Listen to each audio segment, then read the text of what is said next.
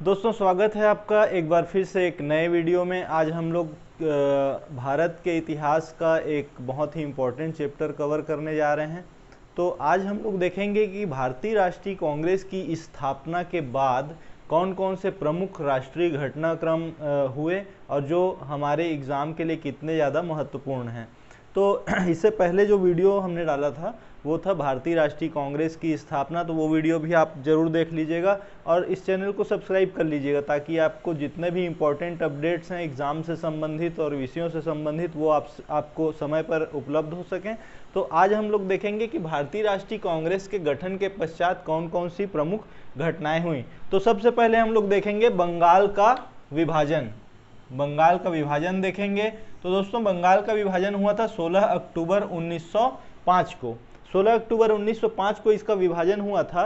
इसका जो कारण था वो राष्ट्रीय आंदोलन का दमन करने का था। तो हमको एक चीज़ समझना है कि कलकत्ता और पश्चिम बंगाल ये ऐसे जगह थे जहाँ पर राष्ट्रीय जो आंदोलन है वो सबसे ज़्यादा मुखर हुआ था और सर्वाधिक जो जागृति आई थी, जन जागृति आई थी स्वतंत्रता से संबंधित, वो कलकत्ता में ही आई थी। और यहाँ जो क्रांतिकारी थे वो इतने ज़्यादा सक्रिय हो गए थे कि ब्रिटिशर्स के लिए मजबूरी बन गई थी कि वो कलकत्ता को पश्चिम बंगाल को दो भागों में विभाजित कर दें। तो उन्होंने 16 अक्टूबर 1905 को ऐसा किया था। उन्होंने एक हिस्सा बनाया पूर्वी बंगाल जिसकी राजधानी ढाका को बनाई और एक टुकड़ा उन्होंने किया पश्चिमी बंगाल जिसकी राजधानी मुर्शिदाबाद और क्रमशः कोलकाता को बनाई। तो जो पूर्वी बंगाल था वो मुस्लिम बाहुल इलाका था और जो पश्चिमी बंगाल था वो हिंदू बाहुल इलाका था। इसके पहले सारे लोग मिल के काम कर रहे थे, लेकिन इनको अलग करने के उद्देश्य से, राष्ट्रीय आंदोलन का दमन करने के उद्देश्य से कांग्रेस ने बंगाल का विभाजन कर दिया था। अब प्रतिक्रियाएं क्या क्या हुई थी ये देख लेते हैं। तो 7 अगस्त 1905 को स्वदेशी आंदोलन की घोषणा की गई। 7 अगस्त 1905 को स्वदेशी आंदोलन की घोषणा की गई और इसके अंतर्गत क्या किया गया कि विदेशी वस्त्रों की होली जलाई गई और जितने भी ब्रिटिशर्स के स्कूल थे, कॉलेज थे, उसका बहिष्कार किया गया। वकीलों ने भी वकालत का बहिष्कार किया था। उसके 16 अक्टूबर को शोक दिवस के रूप में मनाने का निर्णय लिया गया था। ठीक है, 16 अक्टूबर जिस दिन बंगाल का विभाजन किया गया उसको शोक दिवस के रूप में मनाने का निर्णय किया गया और रक्षाबंधन का त्यौहार भी प्रारंभ हुआ। रक्षाबंधन, एक दूसरे को रक्षा सूत्र बांधा गया और इसके माध्यम से भी राष्ट्रीय आंदोलन को गति दी गई। वंदे मातरम तथा आमार सोनार बांग्ला गीत गाए गए। अब जैसा कि आप जानते हैं कि वंदे मातरम जो है आगे चलकर भारत का क्या बन गया, राष्ट्रगीत बन गया और आमार सोनार बांग्ला जो है बांग्लादेश का राष्ट्रगीत आगे चलकर बना। अब इसकी प्रतिक्रियाओं में गोखले ने यह कहा कि बंगाल का विभाजन करना एक निर्मम भूल है। ये एग्जाम में पूछा जा चुका है तो इसको आप लोग कवर करेंगे। गोखले ने, गोपाल कृष्ण गोखले, जो आगे चलकर जिनको गांधी जी ने अपना राजनीतिक गुरु माना, उन्होंने क्या कहा कि यह एक निर्मम भूल थी। और सुरेंद्र नाथ बनर्जी ने कहा कि यह निर्णय हमारे ऊपर वज्र की तरह गिरा है। ये दोनों ही कोटेशन पूछे जा चुके हैं पहले एग्जाम्स में, तो आप इसको देख लेंगे। तो बंगाल के विभाजन में हमको 16 अक्टूबर 1905 का डेट याद रखना है, कारण राष्ट्रीय आंदोलन का दमन। लेकिन एक चीज याद रखिएगा, जो कारण अंग्रेजों ने बताया उन्होंने प्रशासनिक सहूलियत बताया था कि उनका कहना था, प्रशासनिक सहूलियत, उनका ये कहना था कि बंगाल का आकार काफ़ी बड़ा हो चुका है, काफ़ी बड़ी जनसंख्या कवर करना पड़ता है, इसके लिए बंगाल को दो भागों में बांट दिया जाना चाहिए, एक पूर्वी बंगाल और एक पश्चिमी बंगाल, और इससे आसानी से क्या किया जा सकेगा, प्रशासन वहाँ पर किया जा सकेगा। लेकिन जो वास्तविक कारण था वो ये था कि राष्ट्रीय आंदोलन का वहाँ पर दमन करना था। तो एक बंगाल का विभाजन में 16 अक्टूबर का डेट याद रखेंगे, कारण याद रखेंगे, ढाका, मुर्शिदाबाद, कोलकाता याद रखेंगे। 7 अगस्त को स्वदेशी आंदोलन की घोषणा की गई थी, ये याद रखेंगे। 16 अक्टूबर को शोक दिवस के रूप में मनाया गया था, ये याद रखेंगे। रक्षाबंधन का त्यौहार याद रखेंगे। वंदे मातरम, आमार सोनार बांग्ला, निर्मम भूल और वज्र। एक चीज याद रखेंगे कि इसी के प्रतिक्रिया स्वरूप जो भारत में स्वदेशी आंदोलन चला, स्वदेशी आंदोलन जो चला वो अपने चरम पर पहुंचा। इसी के प्रतिक्रिया स्वरूप स्वदेशी आंदोलन 1908 तक अपने चरम पर पहुंच गया और बहुत सारी क्रांतिकारी घटनाएं भी हुई, जिसमें एक बहुत फेमस घटना थी किंग्सफोर्ड बम कांड। उस बम कांड में प्रफुल्ल चाकी और खुदीराम बोस शामिल थे और वो क्या कर रहे थे कि किंग्सफोर्ड की हत्या करने का उन्होंने कॉन्स्पिरेंसी की, और जब बम फोड़ा गया, बम जब फेंका गया तो वो बम जो है किंग्सफोर्ड की वाइफ को लगा, केनेडी को, और उसकी मौत हो गई थी। तो उसके कारण क्या हुआ कि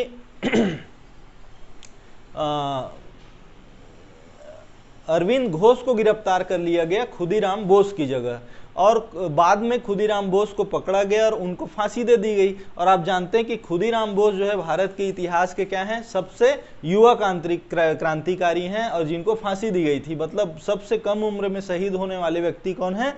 खुदीराम बोस। तो इसको यहाँ पर इसलिए बता रहा हूँ कि ये भी जो घटना थी वो कहीं ना कहीं बंगाल विभाजन का दूरगामी परिणाम था, तो ये हम याद रखेंगे। उसके बाद जो दूसरा जो प्रमुख इवेंट है वो है मुस्लिम लीग का गठन।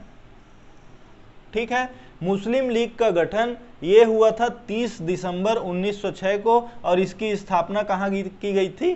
ढाका में की गई थी। इसके संस्थापक थे आगा खां, सलीमुल्लाह, ये दो संस्थापक थे। लेकिन इसके पीछे जो दिमाग था वो कहा जाता है कि वेडरबर्न का था। वेडरबर्न उस समय अंग्रेज अधिकारी थे और इन्होंने इन लोगों को मुस्लिम लीग का गठन करने के लिए उकसाया था। एक चीज आपको याद रखना है कि जो प्रथम अध्यक्ष हुए वो हुए मुश्ताक अली, और प्रथम जो सम्मेलन हुआ वो हुआ अमृतसर में। ठीक है, तो 30 दिसंबर 1906 ढाका में इसका क्या हुआ?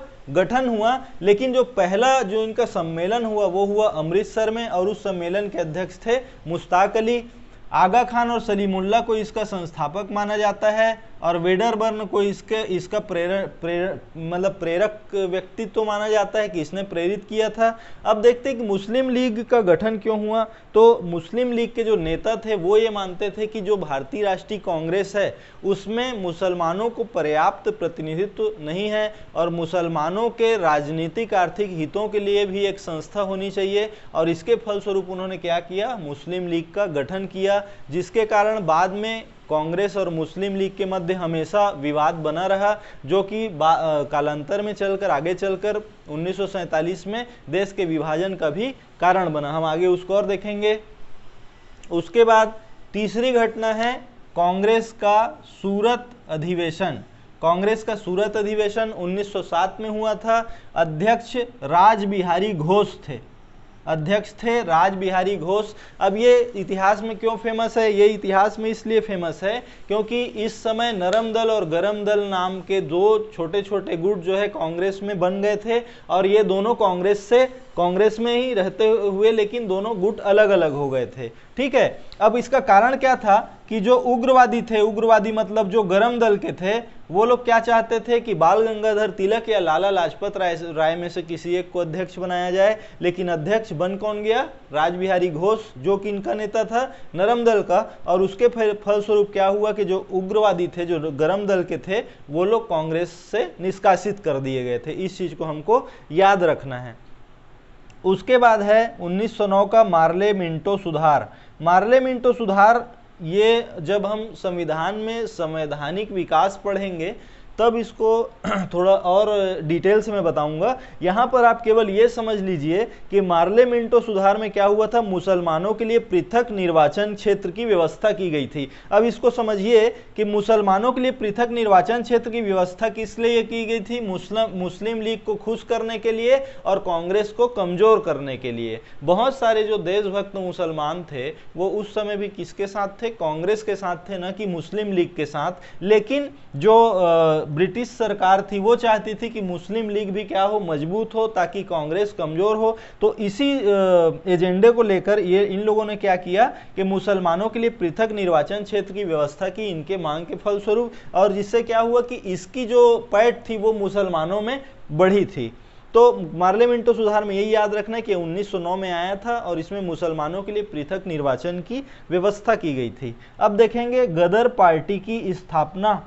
गदर पार्टी की स्थापना हुई थी 1913 में सैन फ्रांसिस्को, अमेरिका में, और संस्थापक थे इसके लाला हरदयाल।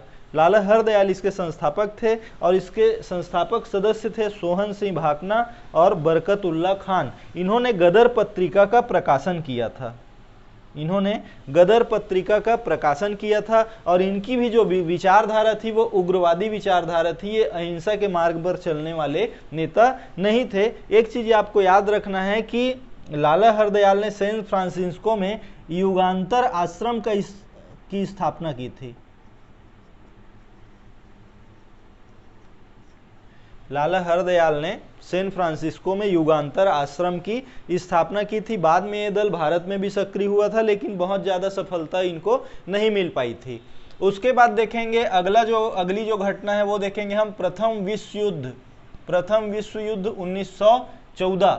अब देखेंगे ये कि प्रथम विश्व युद्ध में सीधे तौर पर भारत को कोई लेना देना नहीं था, लेकिन चूंकि ब्रिटेन जो है प्रथम विश्व युद्ध में शामिल था और चूंकि यहाँ पर ब्रिटिश हुकूमत थी, इसलिए भारतीयों को मजबूरीवश इसमें शामिल होना पड़ा था। अब देखेंगे कि जो ऑस्ट्रिया के राजकुमार फर्डिनेंड थे उनकी हत्या कर दी गई थी और इसी हत्या के फलस्वरूप प्रथम विश्व युद्ध प्रारंभ हुआ था।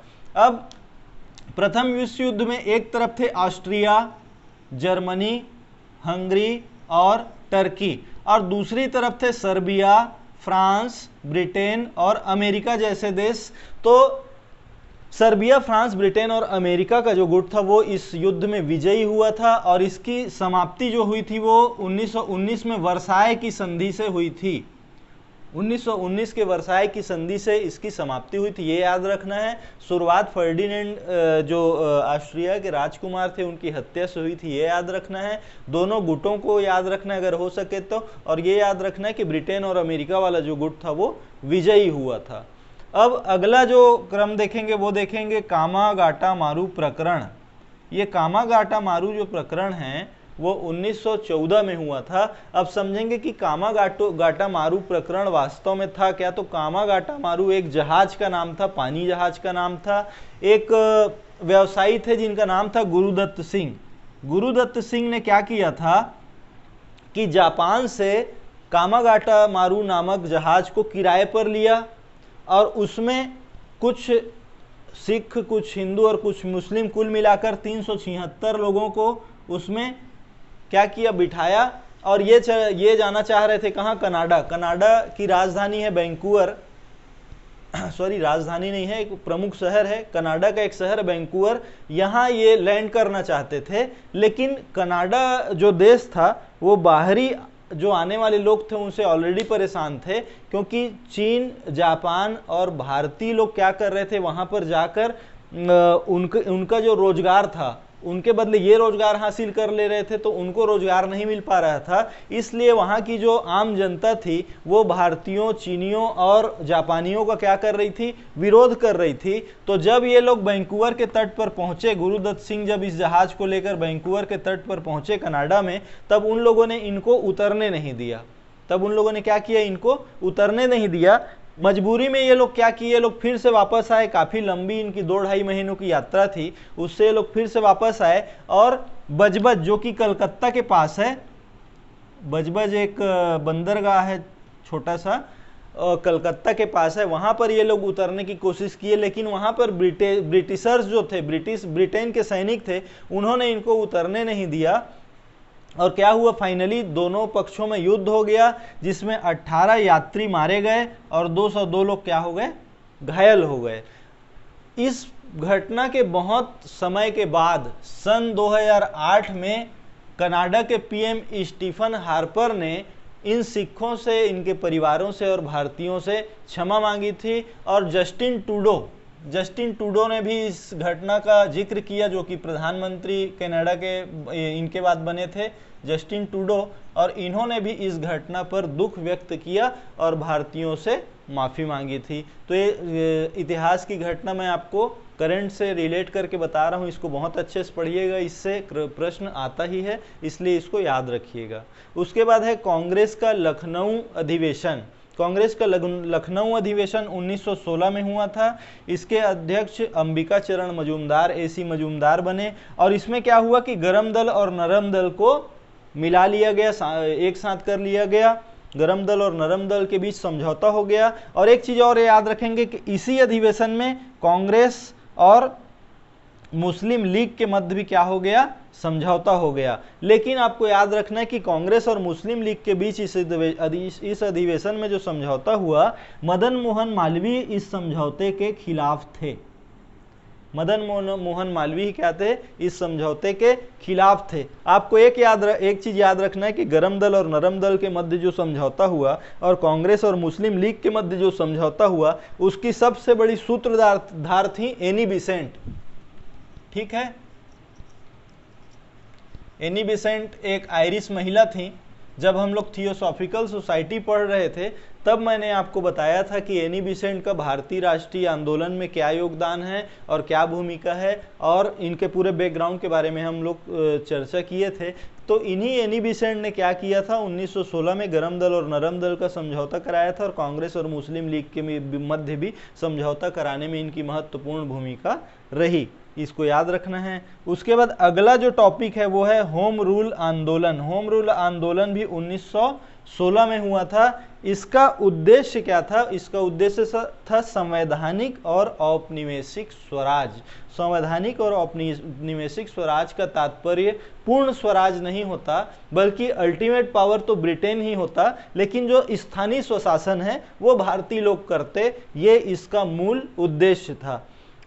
ये आयरलैंड के होम रूल आंदोलन से प्रभावित था। आयरलैंड में होम रूल आंदोलन 1860 से ही चल रहा था और आयरलैंड भी ब्रिटेन का क्या था, उपनिवेश था। तो इनमें जन जागृति पहले आ गई थी और 1860 में ही वहां पर होम रूल आंदोलन चल रहा था। और उसी होम रूल आंदोलन को लेकर एनी बेसेंट आई थी। और एनी बेसेंट ने क्या किया, अब यहाँ पर समझिए कि एनी बेसेंट किससे जुड़ी हुई थी। पहले मैं आपको बताया था थियोसॉफिकल सोसाइटी से, लेकिन 1914 में एनी बेसेंट जो है शामिल हुई भारतीय राष्ट्रीय कांग्रेस में, और भारतीय राष्ट्रीय कांग्रेस में इन्होंने होम रूल आंदोलन का प्रस्ताव रखा कि भारतीय राष्ट्रीय कांग्रेस को भी होम रूल आंदोलन चलाना चाहिए और जिससे बहुत आसानी से क्या मिल जाएगा, औपनिवेशिक स्वराज मिल जाएगा। तो जो कांग्रेस के लीडर्स थे उस समय, उन लोगों ने बहुत ज़्यादा उस पर ध्यान नहीं दिया। तो जो एनी बेसेंट थी उन्होंने कांग्रेस पार्टी को 2016 तक का समय दिया कि अगर इस समय तक आप होम रूल आंदोलन में शामिल नहीं होंगे, नहीं चलाएंगे, तो मैं अलग से क्या करूंगी, होम रूल आंदोलन चलाऊंगी। अब उसी दौरान एक चीज और आप समझेंगे कि तिलक को जेल हो गया था 2008 से 2014 के लिए, 6 साल के लिए। 2014 में तिलक बाहर आए तो तिलक ने इनकी बातें सुनी थी, किसकी, एनी बेसेंट की। और ये मन ही मन ये सोचने लगे थे कि होम रूल आंदोलन मैं चलाऊंगा भारत में सबसे पहले, और इन्होंने ऐसा किया भी। और इन्होंने क्या किया कि 18 अप्रैल 1916 में बेलगांव में क्या कर दिया, इन्होंने होम रूल आंदोलन प्रारंभ कर दिया। और इन्होंने मराठा और केसरी नामक पत्रिका का भी प्रकाशन किया। और एक बहुत ही फेमस जो इनका नारा है वो क्या है, स्वराज मेरा जन्म सिद्ध अधिकार है और मैं इसे लेकर रहूंगा। तो ये नारा भी उसी दौर में बोला गया था। अब एक चीज याद रखना है कि पहले होम रूल आंदोलन किसने चलाया, तो तिलक ने चलाया एनी बेसेंट के पहले। और तिलक का जो होम रूल आंदोलन था वो महाराष्ट्र, कर्नाटक, मध्य प्रांत और बरार, मतलब मध्य प्रदेश वाला जो एरिया है उसमें, कर्नाटक में और महाराष्ट्र में संचालित था। और बाकी देश में एनी बेसेंट ने क्या किया, होम रूल आंदोलन को चलाया। ठीक है, तो पूरे भारत में किसने चलाया, एनी बेसेंट ने। कहां कहां को छोड़कर, महाराष्ट्र को, कर्नाटक को, मध्य प्रांत को और बरार को छोड़कर। तिलक ने क्या किया, 6 सेंटर्स बनाए, मतलब 4 जगहों पर इनके 6 सेंटर्स थे। और एनी बेसेंट के बहुत सारे सेंटर्स थे होम रूल आंदोलन के।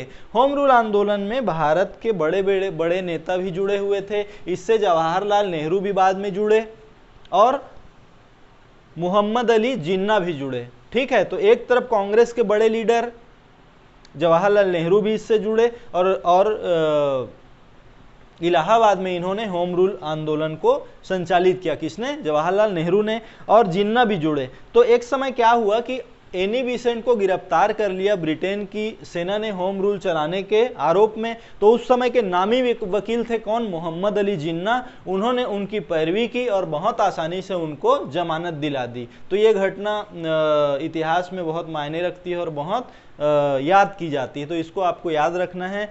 तो होम रूल आंदोलन में दो लोगों का नाम याद रखना है, तिलक और एनी बेसेंट। पहले तिलक ने चलाया, बाद में एनी बेसेंट ने चलाया 3 महीने बाद।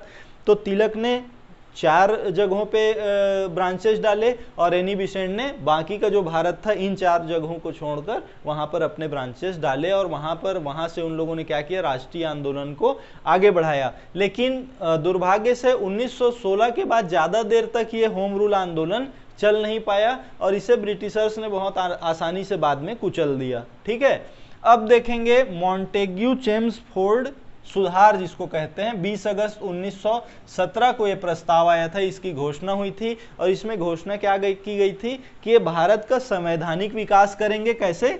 क्रमिक रूप से, मतलब धीरे धीरे ये संवैधानिक विकास करेंगे। संवैधानिक विकास का मतलब ये होता है कि धीरे धीरे भारत की स्वतंत्रता के लिए ये लोग अधिनियम बना कर भेजेंगे और एक दिन जब पूरी तरह से संवैधानिक विकास हो जाएगा तब ये देश छोड़कर चले जाएंगे और भारत को भारतीयों के हाथ में छोड़ देंगे, सौंप देंगे। ठीक है, तो ये उसकी घोषणा हुई 20 अगस्त 1917 को, लेकिन रिपोर्ट प्रकाशित हुआ 1916 को और इस रिपोर्ट को कहा जाता है भारत शासन अधिनियम। और इसी भारत शासन अधिनियम में ये लिखा हुआ था कि इसी अधिनियम को लागू कराने के लिए बाद में साइमन कमीशन भारत आया था, जिसमें बहुत विवाद हुआ था। इसको हम लोग आगे अलग चैप्टर में कवर करेंगे। और तिलक ने मॉन्टेग्यू चेम्सफोर्ड सुधारों को बिना सवेरे का सूरज कहा था। इस चीज को आपको याद रखना, ये कोटेशन पूछा जा चुका है।